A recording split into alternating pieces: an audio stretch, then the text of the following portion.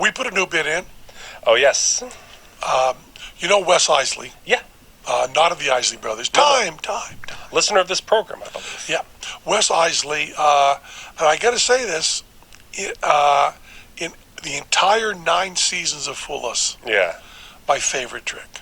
Yes. My favorite trick. He came on, Wes Isley. He tours with his family. Yep. He has twin, young sons, which I should have never said this, right? Because the fact that he has twin sons is going to be concealed very shortly in Wes Isley's career. Don't you think? I do. I do. One of those sons is not going to have a name. One of those sons will be traveling in a wig. Yeah. Yeah. But he'll say, here's my son, now he's over there. Right? So he has a daughter, identical twin sons, and his wife, and he all travel around doing shows. I mean, this is real show business. Yeah. Right? And they're friends with my buddy Doc Swan. Mm-hmm. And he travels around doing shows, and he has this trick. Man, did I love it. Yeah. I went crazy over it. And the funny thing was, we first started talking afterwards, Teller said, this is an act made for you. Yeah, it's the most Penn. It's the most Penn act that's ever been on. I just loved it. He was on the same season as Yana Felicitas, who did the floating chair, which you said was the most Teller trick. Right, exactly. He was so good. So, we can't do his routine.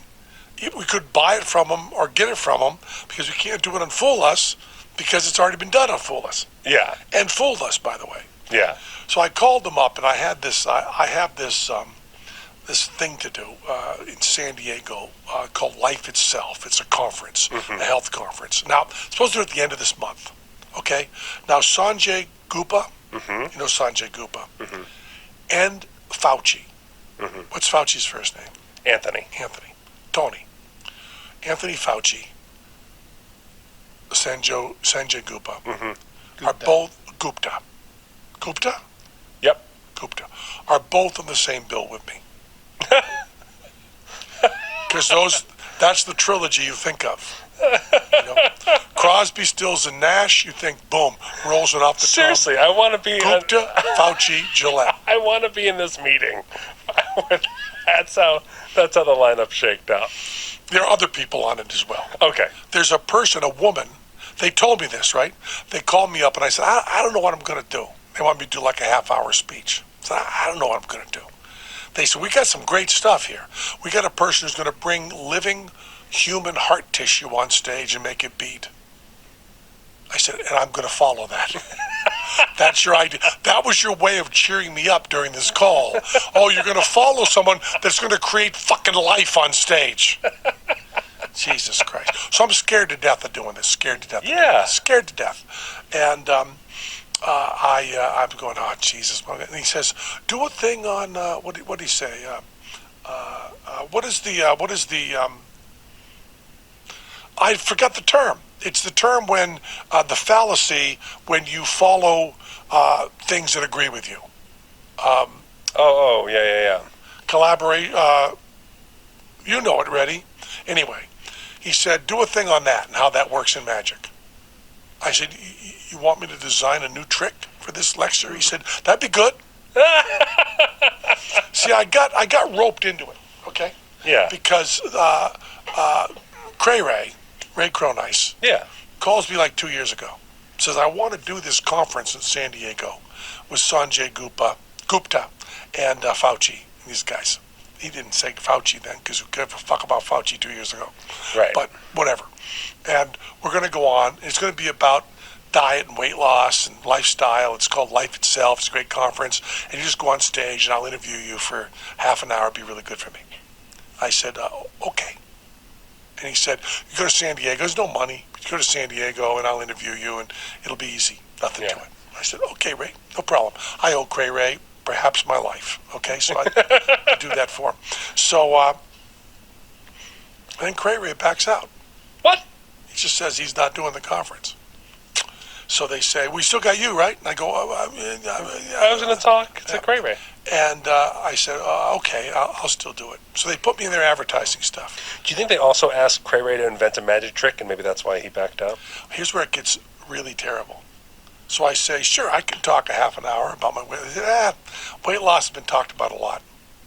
Oh, Confirmation bias. confirmation bias. I said, your weight loss has been talked about a lot. I said, okay. They said, we'd like something at this conference that you haven't talked about before. I said, sea otters? They said, you don't. What do you know about? Just confirm, Glenn. Have I talked about sea otters anywhere else? I said, something I haven't talked about. So you'd like me to come to San Diego and do something I can't do? Which is what they're saying, right? Yeah. Yeah. I said I could talk about my diet. What are they anticipating? Are they anticipating you saying, "Oh, cool! I've been dying to talk about blank, and I haven't been able to find the right spot for it"? Sea otters. That's what I mean. So they said, we think you could do a lecture about confirmation bias in magic. I said, good. What would I say? Go on. This is your idea. This is your idea for my idea. Word tune. Longer. Longer. Sea otter. Longer. Word tune. Sea otter. Longer. Attractive little sea otters. Longer. Cut, paste, longer, cut, paste. You know, it's really hard to get down to just a half an hour what I think about confirmation bias and sea otters. When I looked at the time and I said, whoa, a half an hour, I was thinking, I got so much to say about confirmation bias and sea otters. I don't know how I'll cut it down to a half an hour. I have no idea how I'm going to do that. So I was sitting thinking, I was home, I live in Vegas. And I was home in Vegas thinking, how am I going to cut this? Because I could talk easily for 3, maybe 4, maybe 5 hours. But 30 minutes, that's going to be tough. Okay, that's what we're doing. He said, I was thinking about a trick for confirmation bias. And I said, good, do it. I'd like to see that. I'll come and watch. Or better yet, send me a video. I'll stay home. Ray and I can watch it together. Yeah. I said, oh, geez, I don't know. And he said, well, there's going to be someone on that's going to make a human heart beat. I said, I can't follow that with confirmation bias. Oh, I know. I don't think I can do this. You say human heart on stage, that confirms that I can't do it. That's about confirmation bias. Say Penn got his bias against being not qualified to do this. He got it confirmed. He's not here. That's his magic trick. Then they told me, make a video about how excited you are to be here. I said, well, I'm not.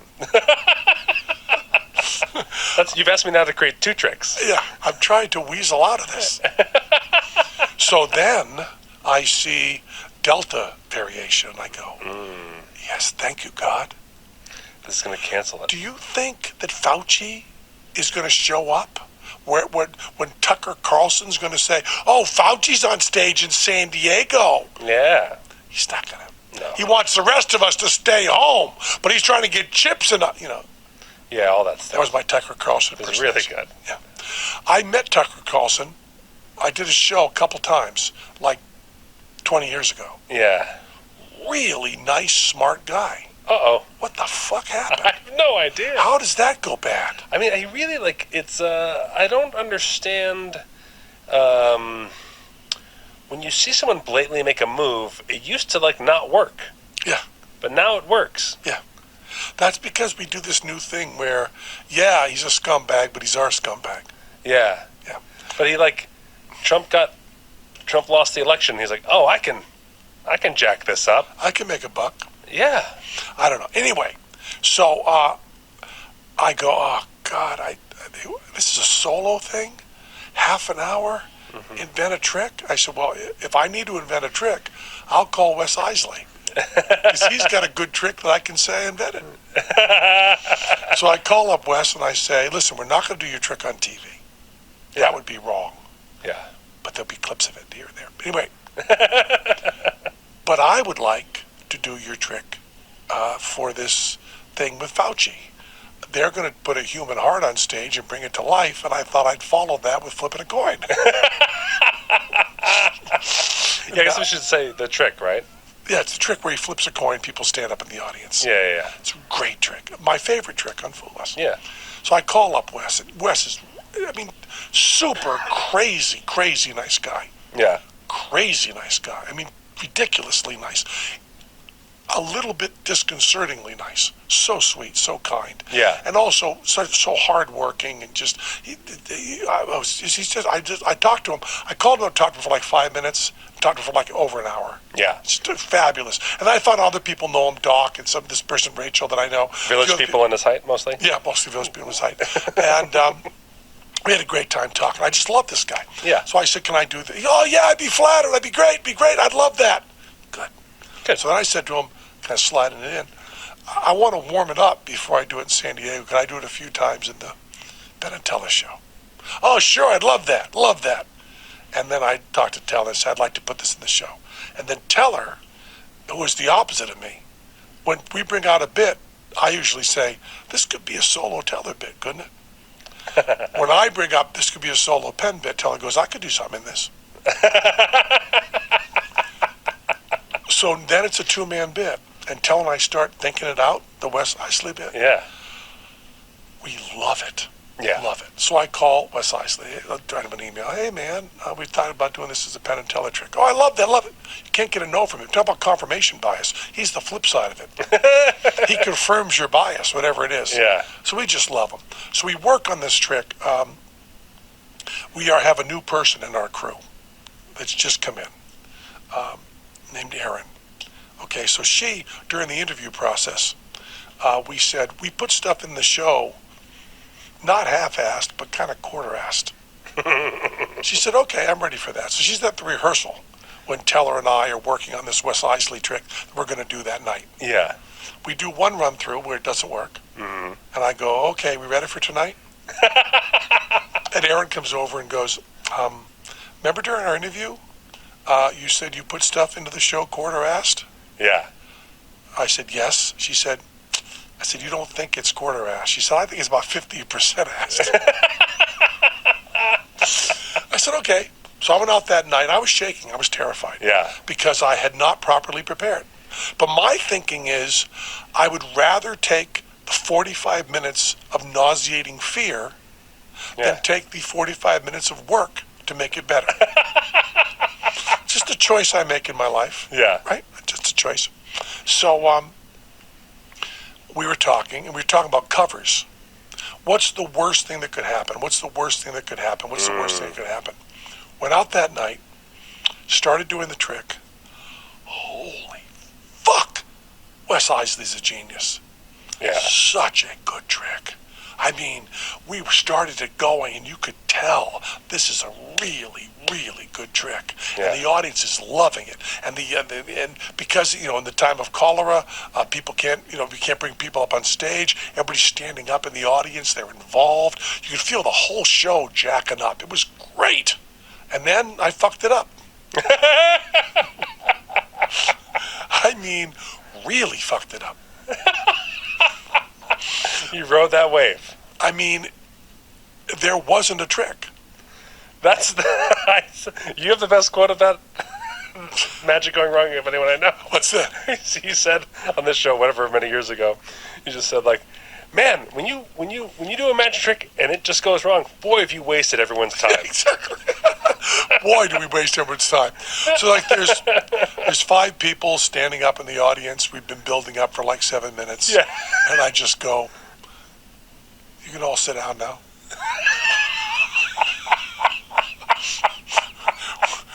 We'll do something else.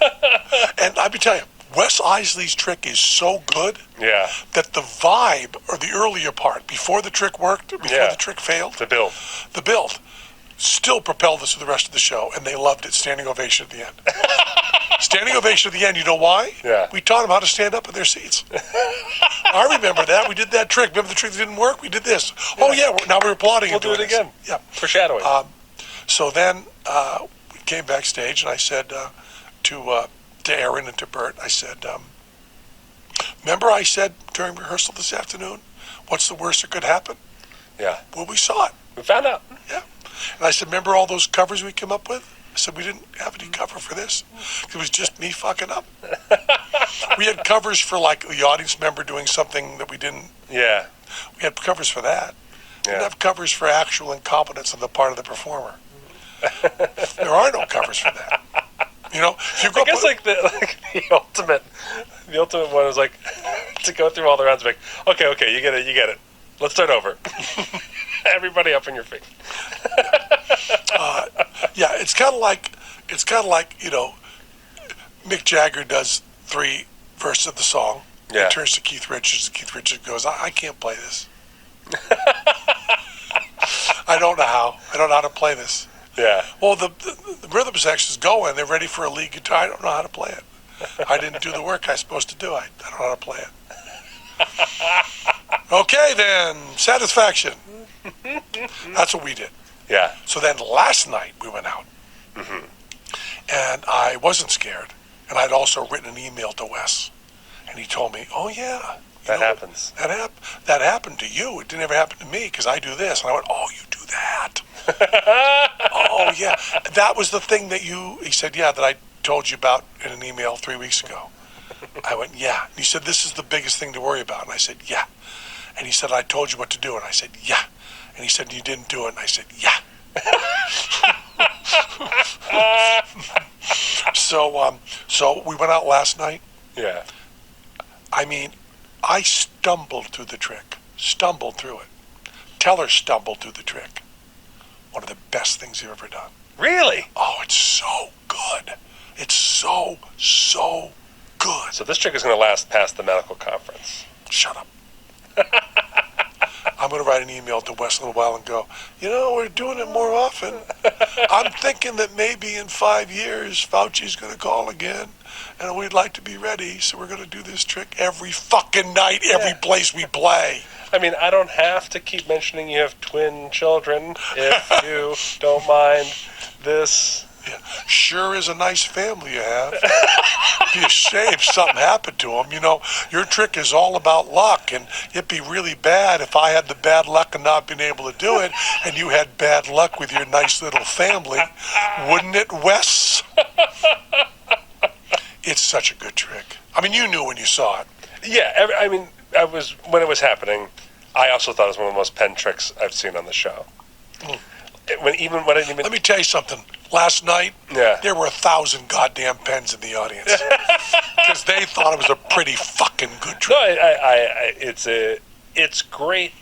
It's great because it doesn't seem like a magic trick until it is. No, and it just felt so good. And Wes is so kind. Yeah, he's just so sweet. And I don't think we're hurting him at all because we're doing it live. And I think that when you go to see him, we say every show it's Wes Isley's trick. Yeah, I was gonna say you give him full credit. I don't think there's any. What I'm saying is, with all joking aside, I sincerely don't think it's causing him damage. If he had not done it on TV and we were doing it on TV before him, then I would say we shouldn't do that. But I think the way this is set up, I hope he's leaning into it. I mean, he is. Yeah, I mean, like what I mean to say is, he told me he said at his show, Penn Teller doing this trick now, and that's very uncommon. Yeah, you guys, I don't think you've done another. Is there another foolish trick that you've done? No. 9 seasons, we haven't ever said that's a trick we want to do. Yeah. And this is a trick we want to do really badly. We'll be talking more. We got more stuff to talk about, but for now, that was Penn Sunday School. That was Penn Sunday School. Cha-cha-cha. And to our listening, You become naked. all nature sang and round us rang the music of the spheres. I really hope that's the real Eddie Spaghetti. Man, Eddie Spaghetti is so good. Super Suckers are a great band. You should listen to them. Plays bass. He does play bass. Yeah, I thought so. I was afraid to say that because I so wished it was true. But he does play bass. And a really nutty bass tone. He's great. I want to do a show with just Wes Isley and the Super Suckers. Wouldn't that be a good show? Yes. We produce that. We love you.